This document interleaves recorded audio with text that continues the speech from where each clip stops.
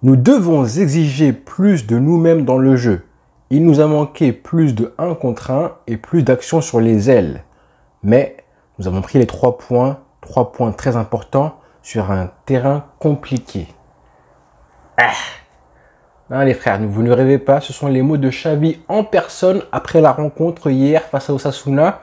Après une nouvelle purge, on va être honnête, une nouvelle purge du Barça, où il a encore utilisé son système à 4 milieux de terrain, pour la 4e fois en plus de la saison, en 4 matchs de Liga, sans compter évidemment les matchs en pré-saison. Ça fait beaucoup. Dans cette vidéo, on va essayer de pointer du doigt ce qui ne veut pas dans ce système de jeu qui commence un petit peu à énerver tout le monde. Et on va se demander aussi pourquoi Xavi s'entête, hein, c'est le mot, à continuer à le garder. Pourquoi il veut pas essayer autre chose, revenir au 4-3-3. Encore plus maintenant, là, en début de saison, quand ce sera les matchs qui vont compter, les matchs importants au mois de janvier, février et mars. Je peux comprendre, mais là, aujourd'hui, on a encore le temps face aux équipes de Liga pour faire des petits ajustements avant les grandes échéances à venir. Je comprends, moi, qu'un coach veuille persister à travailler parce qu'il sait que les joueurs ont besoin de plusieurs matchs pour comprendre un système. Les joueurs ont besoin de plusieurs matchs pour créer des automatismes et comprendre ce que veut le coach. Parce que forcément, ça vient pas du jour au lendemain, ça faut être lucide aussi. Toute la semaine, tu travailles un schéma tactique à l'entraînement. C'est pas pour que le jour du match et en cours de match, tu changes tout à coup d'un système à un autre. Mais quand même, il y a une limite. Et est-ce que la limite, on l'a atteint? C'est possible, mais j'ai envie de dire que voilà, il y a encore des petits espoirs que ce système marche, même si je pense qu'à long terme jusqu'à la fin de la saison et même ensuite, je pense qu'on est tous d'accord et Xavi, il est un petit peu lucide que ce système-là, à court terme, pour gagner la Liga l'année dernière avec un système un petit peu plus défensif, c'était bien. Maintenant, à long terme, je vois mal comment ce système peut perdurer au Barça avec la philosophie de jeu, avec l'histoire du club, avec les joueurs, les types de joueurs qu'on a aujourd'hui, les individualités, les joueurs artistiques, les balleurs, les joueurs de ballon qui sont au Barça. Du coup, j'avais envie de parler de ce système-là, de plusieurs choses dans ce 3-2-2-3 dont tout le monde parle, tout le monde critique l'apport dans ce Barça aujourd'hui. On va évidemment parler des ailiers du Barça, mais aussi des milieux de terrain, Frenkie de Jong et du joueur derrière Lewandowski, à savoir aujourd'hui Gundogan, mais prochainement je pense Pedri, voire un mec comme Joao Félix. Alors ce système, ça fait depuis du coup 1 an que Xavi l'a essayé pour la première fois. Et à l'époque, beaucoup disaient que c'était pour un petit peu servir de béquille à Busquets, en tout cas mettre Busquets dans les meilleures dispositions, puisque Busquets était indétrônable et fondamental aux yeux de Xavi. Sauf que là, Busquets, il est parti maintenant depuis 2 mois de ça, et pourtant Xavi continue à utiliser encore ce système-là. En fait, il a juste remplacé Busquets par Oriol Romeu numériquement. Sauf qu'on sait tous que même Busquets, à 35 ans aujourd'hui, il reste quand même supérieur balle au pied dans son apport aussi offensif et au milieu de terrain qu'un mec comme Oriol Romeu qui a 31 ans, qui est encore jeune. Même Busquets, il reste largement à des années-lumière d'un mec comme Romeu. Alors c'est vrai que c'est ce système-là qui met Frenkie de Jong dans les meilleures dispositions possibles parce qu'il peut casser des lignes, balle au pied, accélérer le jeu.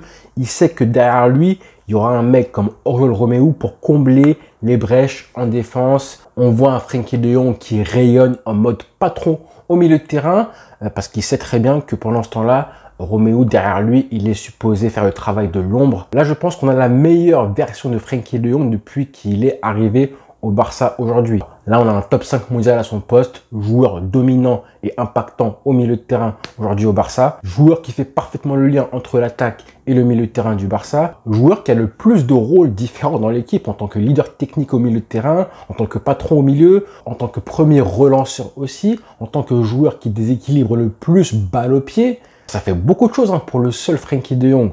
On sait que d'accord, c'est un joueur clé, et il faut que ce soit un collectif où il est mis en valeur. Ça, il n'y a pas de problème avec ça.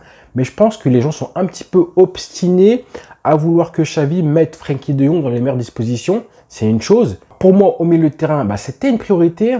Mais j'ai envie de dire, en vrai, ce qu'on veut, nous, c'est un système qui favorise le Barça. Et non pas un système qui favorise Frenkie de Jong.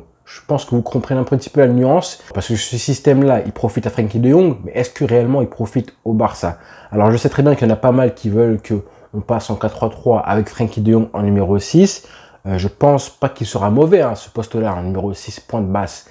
Mais du coup, est-ce qu'on aura le meilleur Frenkie de Jong possible? Est-ce qu'il sera aussi fort qu'il est aujourd'hui? Ça, par contre, hein, je pense vraiment pas. Et est-ce que les gens ne vont pas ensuite accuser Xavi de ne pas le mettre dans ses meilleures dispositions? Parce que hier, il a fait un match de porc, encore une fois. 135 ballons touchés, hein, 135.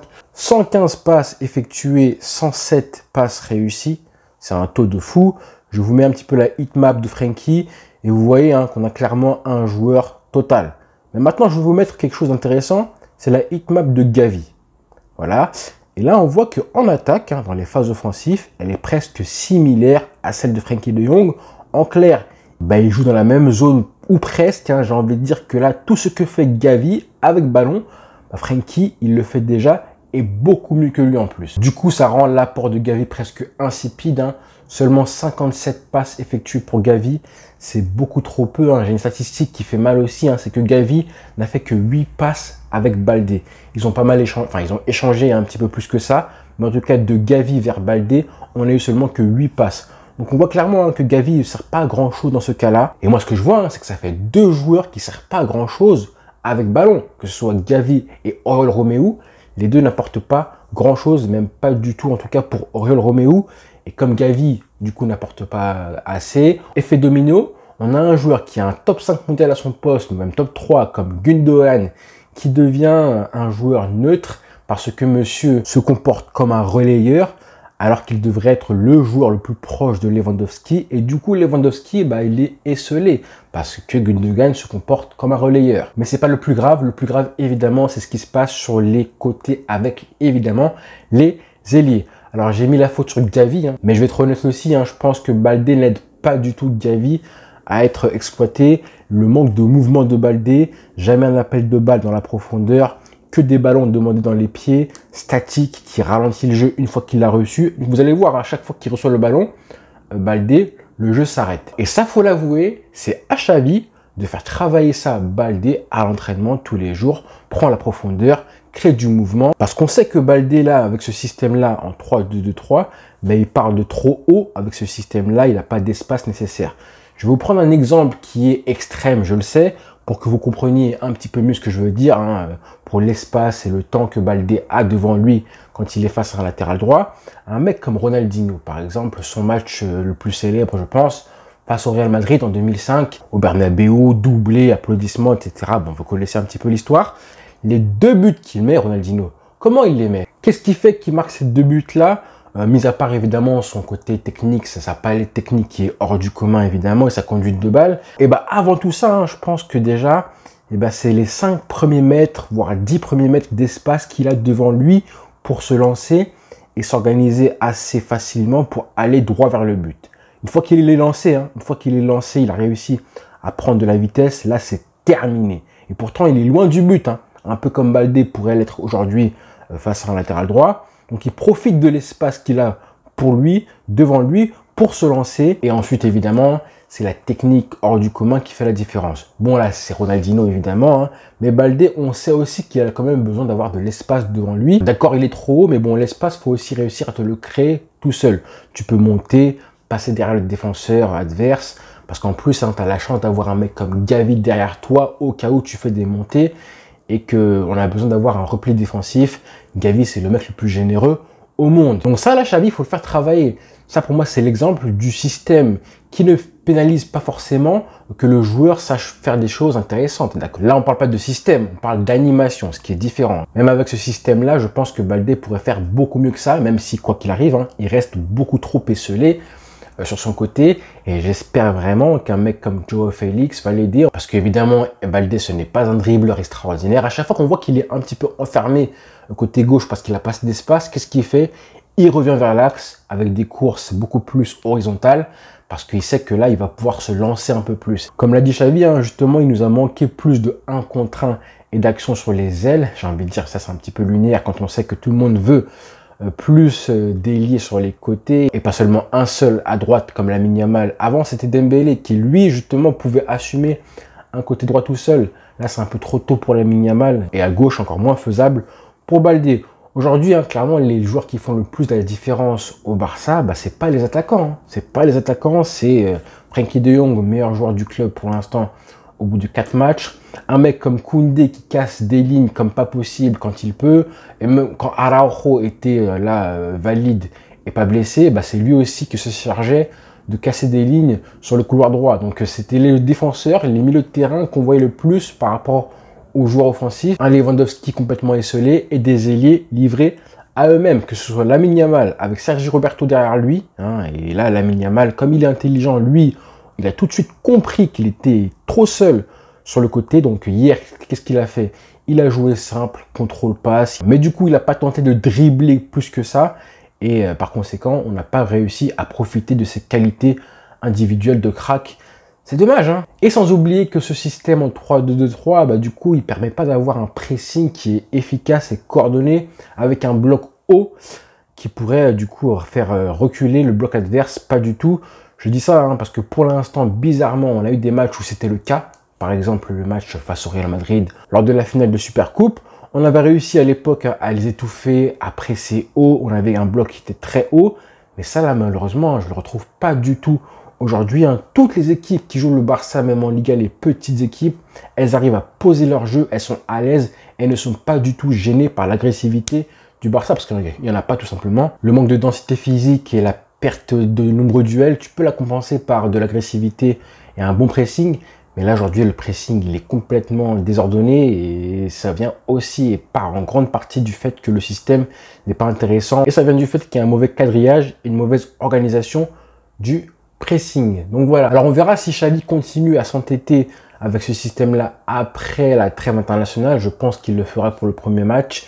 Et je pense que la dernière chance, ça va arriver justement après la trêve, la dernière chance pour que ce système perdure. Et les derniers éléments qui peuvent me dire que ce système peut marcher, ça va être Joao Cancelo, évidemment Félix, pour dynamiser tout ça. Parce que je pense vraiment qu'il y aura un grand changement de faire jouer un mec comme Félix à la place de Gavi, même si, comme j'ai dit hier en vidéo, que Gavi, attention, ça reste un des chouchous de Xavi. Et c'est vraiment pas dit que Xavi se passe de Gavi. Vraiment pas dit, très loin de là. Après ça, si vraiment ça marche pas avec Cancelo et Félix, je pense qu'il y aura plus de raisons pour que Xavi continue et ne repasse pas un système pour essayer au moins en 4-3-3. Mais grâce à Félix et Cancelo, j'ai un petit peu d'espoir. Hier, ils sont rentrés en jeu. Le petit moment où ils avaient des ballons intéressants, parce que malheureusement, vu l'attitude du Barça, même à 10 contre 11, malheureusement, ils ont eu très peu de bons ballons. Et je crois une action pour Cancelo, une très belle passe extérieure du pied qui a été magnifique, reprise par Lewandowski. Et pareil pour Félix, que j'ai aimé sa rentrée et que je pense qu'il peut vraiment apporter dans ce système-là.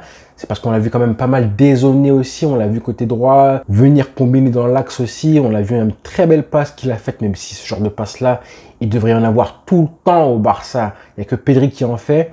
Et c'est tout. Le reste, Messi à l'époque, il en faisait 15 par match, des passes comme ça.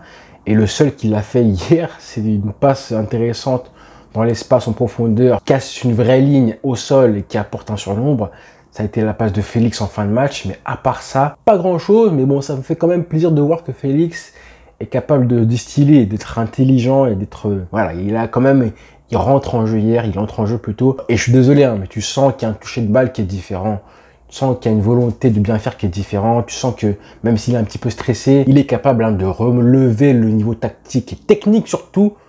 Technique avant tout même de l'équipe. Donc honnêtement, je porte beaucoup d'espoir sur Félix parce que lui, je pense qu'il est plus complémentaire à Baldé que Gavi et même que par rapport à Lewandowski, il va aussi lui apporter à ce niveau-là, être proche de lui. Et dans ces cas-là, on aura enfin des joueurs offensifs qui vont être les stars de l'équipe et non pas Koundé qui marque sur coup de pied arrêté, qui casse des lignes encore plus que les relayeurs. Un Frenkie de Jong qui tellement qu'il est fort arrive à faire de l'ombre à un Gundogan.